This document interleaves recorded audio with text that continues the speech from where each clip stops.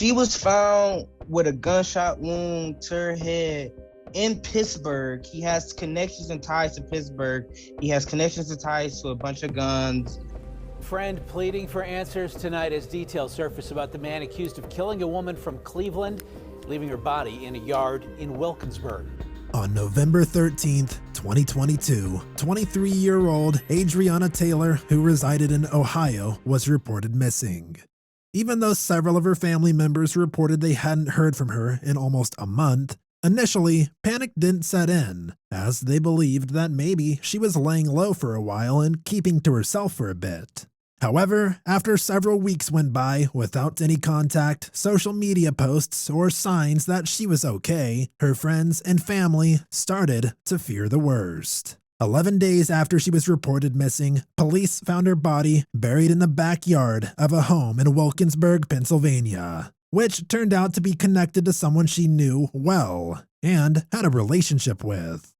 Hello there. If you're here for the first time, please subscribe to the channel and click on the notification bell beside it so you get notifications whenever I upload new content. And if you've been here before, thank you for coming back. Please don't forget to drop a like on the video, as it helps the channel out immensely and allows me to bring you more of this content in the future. In today's video, we're going to take a look at the case of Adrianna Taylor, who was found dead in a trash bag from a single gunshot to the head. Adrianna Carey Taylor was born on March 3, 1999. At just 23 years old, she had her whole life ahead of her. Adrianna was a Cleveland, Ohio native, with much of her family living in the same town. Those closest to her adored Adrianna's fun-loving attitude, sense of humor, and sense of style. Many of her friends said she was known for trying out different makeup and hairstyles, which got her a lot of attention. Her cousin, Ashley Taylor, described Adrianna as always good to be around and her best friend. Others stated she was the type of person who made the best of everything. Even in bad situations, she would try to find a way to smile or joke about it all. Overall, Adrianna lived a pretty low-key life and stayed to herself for the most part, so there's not much information out there on her, besides her untimely demise. Adrianna's family last heard from her on October 8, 2022, and as the days passed, concerns grew.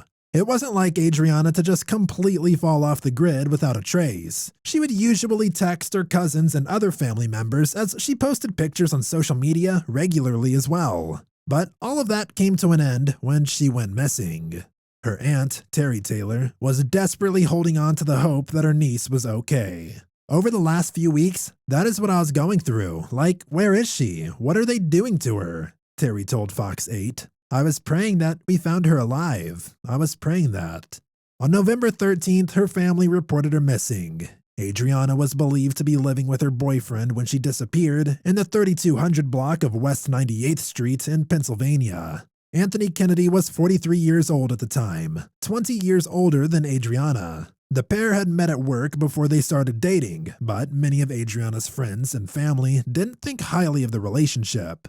Multiple people have said that Kennedy displayed he was jealous and wanted to control Adrianna. Not only that, others have said that Anthony had a serious anger problem that caused him to get enraged at times over the smallest disagreements. She may have not known at the time, but Kennedy had a violent criminal history, which included an arrest for strangling a previous girlfriend. Adrianna's close friend, Edgar Hoyle, told TV station KDKA that he didn't feel great about her relationship with the older man. I feel like this is something that I should have talked to her about, he said. I had a red flag. I didn't say anything because I'm like, you're grown. It's your business. I'm not your father. I'm your friend. I feel like this is something I should have talked to her about. Like, I've had a red flag. I didn't say anything because I'm like, you're grown. It's your business and stuff. I'm not your father. I'm your friend. A break in the case came when Adrianna's car was found abandoned in Pennsylvania. It was promptly transported back to Cleveland so that police could carry out forensic testing and gather more clues about who may have killed Adrianna and transported her out of her home state. At this point, the friends and family, although fearing the worst, still maintained hope that she would be found alive, as her vehicle was recovered and not her body. They still tried to call and text in hopes that she would answer, but unfortunately, all attempts to contact Adrianna went unanswered. Tragically, the worst outcome was realized on November 24, 2022, when her body was found in the backyard of a Wilkinsburg, Pennsylvania home. She had been killed by a gunshot wound to the head, and there was no doubt by investigators that this was a homicide. Adrianna's body had been found inside a tote bag that was placed inside a larger construction bag encased in concrete. Who did this backyard belong to?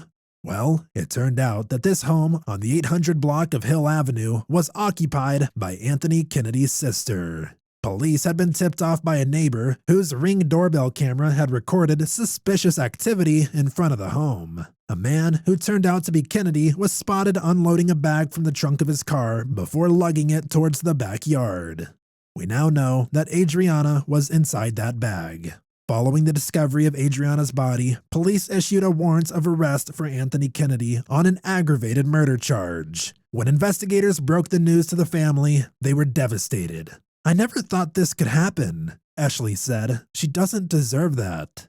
The hunt then began for Kennedy, with a $5,000 reward offered for any information that led to his arrest. Initially, there were fears that Kennedy was on the run and that he was not going to turn himself in. But it wasn't long before he surrendered himself to the police. He was taken into custody in Allegheny County, Pennsylvania on November 30th after he turned himself in with assistance from his attorney.